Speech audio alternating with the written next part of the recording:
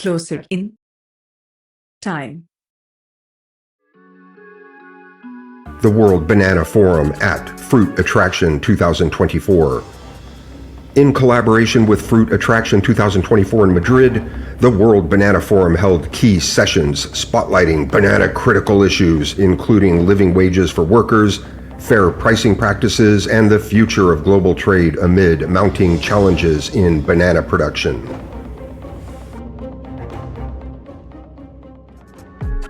After dropping off gold-hungry prospectors destined for Bolivar, Venezuela, Captain Lorenzo Dow Baker sailed his modest schooner, the Telegraph, to Jamaica for repairs.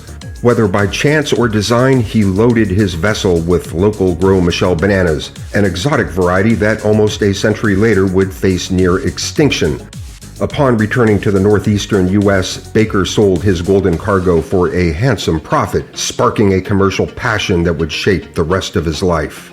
Through partnerships and steady growth, Baker's enterprise would, within 3 decades, evolve into the United Fruit Company, a force that would reshape agriculture and commerce in the Americas. Rebranded over time, United Fruit became what we know today as Chiquita Brands International, forever linking a single schooner's cargo with a global industry. The release of the short film, Why the Kremlin Hates Bananas. This Cold War propaganda piece emerged from a political saga so tangled and treacherous it makes Memento look like an episode of Full House. By the mid-20th century, Guatemala had become a major supplier of bananas for the United States, fueling immense profits for United Fruit. Dominating this small Central American nation with sprawling plantations, United Fruit had turned Guatemala's economy into a monocrop enterprise that depended on cheap land and labor. After 50 years of tumultuous control, the company faced spiraling tensions over labor conditions and local opposition to its economic grip. Enter Guatemalan President Jacobo Arbenz, a reformer who took on the corporate powerhouse with a hard-line approach, and quickly lost. His ouster was 1 part bullet, 9 parts propaganda.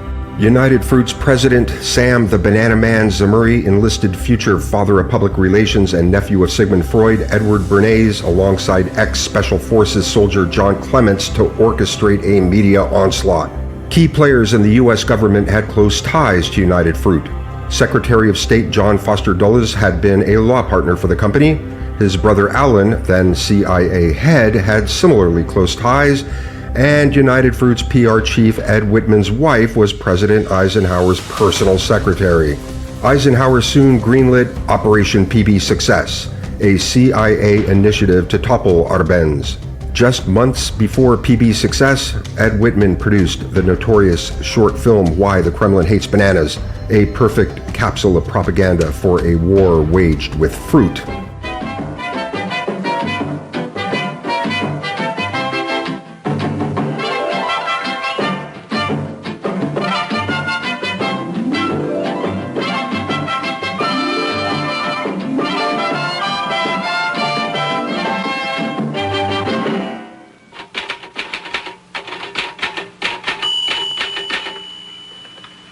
I've spent many years as a newsman traveling in Central and Tropical America, and I think I understand something of what this part of the world means to us.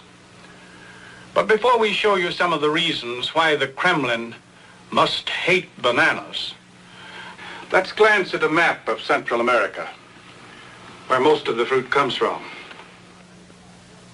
Central America is just what its name implies, the heart of the Americas.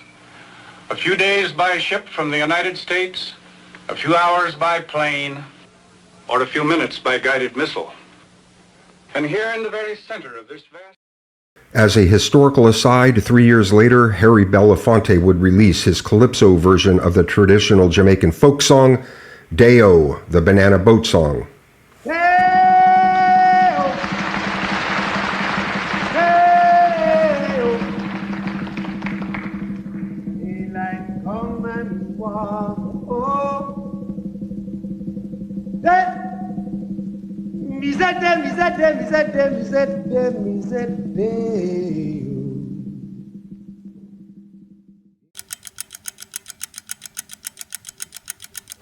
The release of Why the Kremlin Hates Bananas is closer in time.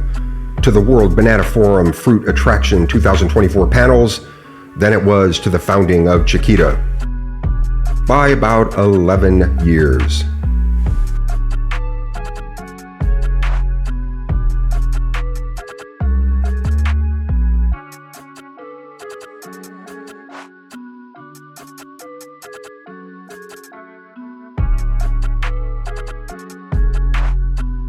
We all know bananas come in many varieties, yet nearly all share one thing: they're seedless. This seedlessness results from triploidy, a genetic condition where a plant has 3 sets of chromosomes rather than the usual 2. This trait can arise naturally through mutation, leading to sterile fruit. While somewhat speculative, and while these early bananas were likely much smaller and more starchy than modern bananas, it's widely believed that early indigenous peoples of Southeast Asia, particularly Papua New Guinea, began cultivating these delicious oddities. The original founding of Chiquita Banana is closer in time to the World Banana Forum Fruit Attraction 2024 panels than it was to early seedless banana cultivation by, roughly 8,000 years.